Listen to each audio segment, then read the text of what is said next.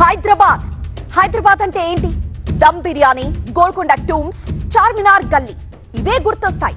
కానీ ఇప్పుడు హైదరాబాద్ అంటే అభివృద్ధి, హైదరాబాద్ అంటే ఆనందానికి కేర్ ఆఫ్, హైదరాబాద్ అంటే అన్ని సంస్కృతుల సమ్మేళనం, హైదరాబాద్ అంటే స్వేచ్ఛ, సామాన్యుడి నుంచి సంపన్నుడి వరకు ఎలాంటి చీకు చింత లేకుండా జీవించే most lovable, liveable and comfortable సిటీగా గ్లోబల్ మ్యాప్ పై గర్వంగా నిలబడింది. దేశవ్యాప్తంగా నిర్వహించిన ఈజీ ఆఫ్ లివింగ్ సర్వేలో హైదరాబాద్ టాప్ లేపింది.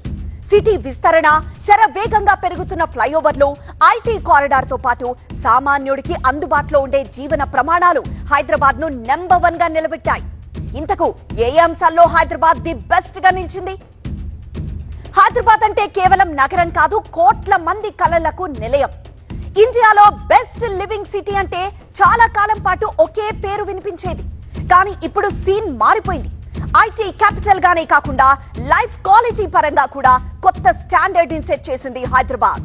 ట్రాఫిక్ తో తలమునకలయ్యే నగరాల మధ్య బ్యాలెన్స్డ్ లైఫ్ చూపించిన city. Jobs, infrastructure, housing, diversity ప్రతి విషయంలోనూ స్ట్రాంగ్ పర్ఫార్మెన్స్. తాజాగా విడుదలైన ఈజ్ ఆఫ్ లివింగ్ రిపోర్టు ప్రకారం దేశంలోని మెట్రో నగరాలను వెనక్కి నెట్టి హైదరాబాద్ టాప్ గేర్ లో దూసుకొచ్చింది. ఢిల్లీలో కాలుష్యం, బెంగళూరులో ట్రాఫిక్ నరకం, ముంబైలో ధరల భయం. కానీ హైదరాబాద్ లో సీన్ పూర్తిగా డిఫరెంట్.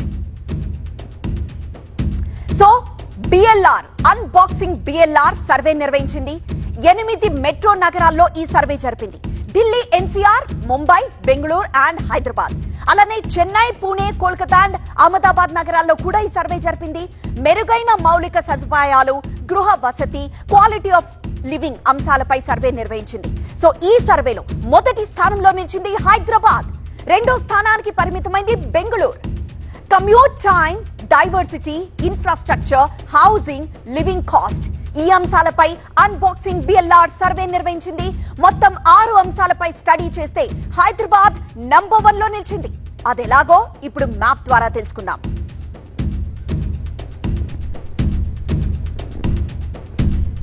సో రైట్ నౌ మనం హైదరాబాద్ ని చూస్తున్నాం, హైదరాబాద్ మ్యాప్ ని చూస్తున్నాం. So India's most liveable metro city Hyderabad. ఎందుకో కూడా మనం ఈ మ్యాప్ చూస్తే చాలా క్లియర్ గా అర్థమైపోతుంది. First one, IT hub.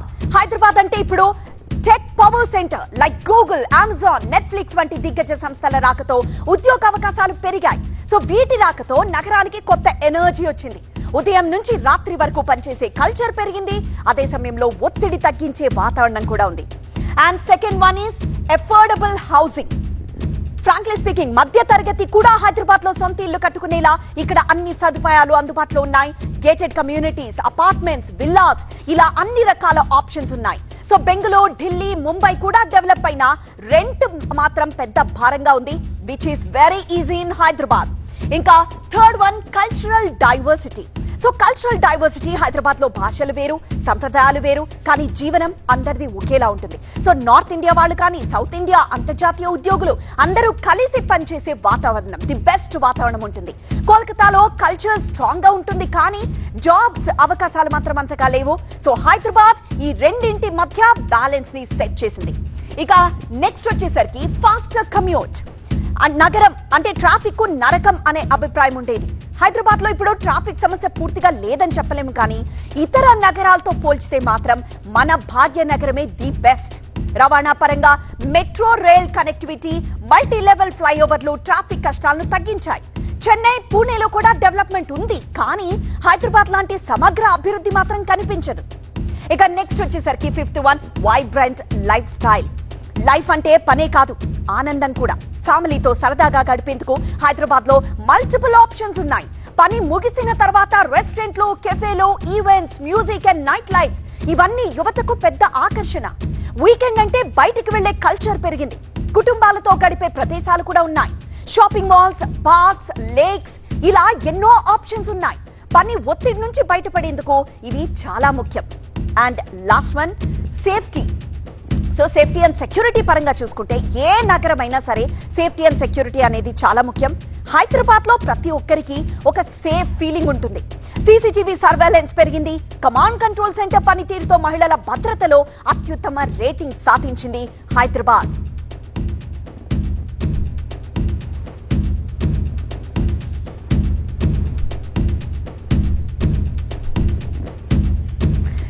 ఇవే కాదు, ఇప్పుడు మనం చెప్పుకున్నవి మాత్రమే కాదు, కాస్ట్ ఆఫ్ లివింగ్ లో ఇతర మెట్రో నగరాలతో పోలిస్తే ఖర్చు కూడా చాలా తక్కువ. అలాగే మెడికల్ హబ్ విషయంలో కూడా ప్రపంచ దేశాలను ఆకర్షిస్తోంది హైదరాబాద్. సో మిగతా సిటీల్లో లేని స్పెషల్స్ కూడా హైదరాబాద్ లో ఉన్నాయి.